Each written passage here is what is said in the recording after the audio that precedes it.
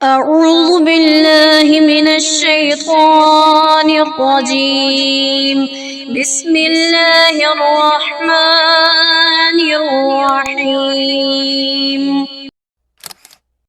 ألف لام میم. مختلف صورتوں کے شروع میں یہ حروف اسی طرح الگ الگ نازل ہوئے تھے۔ ان کو حروف مقطعات بھی کہتے ہیں، اور صحیح بات یہ ہے کہ ان کا ٹھیک مطلب اللہ تعالیٰ کے سوا کسی کو معلوم نہیں۔ یہ اللہ تعالیٰ کی کتاب کا ایک راز ہے جس کی تحقیق میں پڑھنے کی ضرورت نہیں، اور عقیدے یا عمل کا کوئی مسئلہ ان کے سمجھنے پر موقوف نہیں۔ ذَلِكَ الْكِتَابُ لَا رَيْبَ فِيهِ هُدًى لِّلْمُتَّقِينَ. یہ کتاب ایسی ہے کہ اس میں کوئی شک نہیں، یہ ہدایت ہے ان ڈرنے والوں کے لیے۔ الَّذِينَ يُؤْمِنُونَ بِالْغَيْبِ وَيُقِيمُونَ الصَّلَاةَ وَمِمَّا رَزَقْنَاهُمْ يُنْفِقُونَ.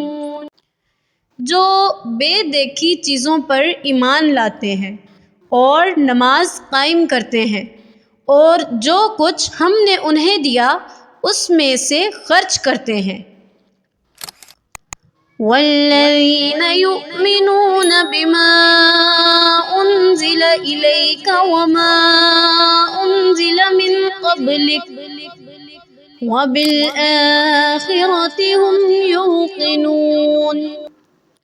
اور جو اس پر بھی ایمان لاتے ہیں جو آپ پر اتاری گئی، اور اس پر بھی جو آپ سے پہلے اتاری گئی، اور آخرت پر وہ مکمل یقین رکھتے ہیں۔ أُولَئِكَ عَلَىٰ هُدًى مِّن رَّبِّهِمْ وَأُولَئِكَ هُمُ الْمُفْلِحُونَ. یہ ہیں وہ لوگ جو اپنے پروردگار کی طرف سے صحیح راستے پر ہیں، اور یہی وہ لوگ ہیں جو فلاح پانے والے ہیں۔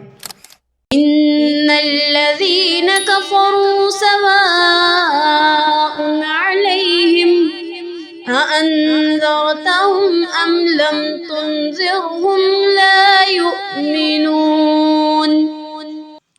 بے شک وہ لوگ جنہوں نے کفر اپنا لیا، ان کے حق میں دونوں باتیں برابر ہیں، چاہے آپ ان کو ڈرائیں یا نہ ڈرائیں، وہ ایمان نہیں لائیں گے۔ ختم اللہ علی قلوبہم وعلی سمعہم وعلی ابصارہم غشاوۃ ولہم عذاب عظیم. اللہ نے ان کے دلوں پر اور ان کے کانوں پر مہر لگا دی ہے، اور ان کی آنکھوں پر پردہ پڑا ہوا ہے، اور ان کے لیے زبردست عذاب ہے۔ صدق اللہ العظیم.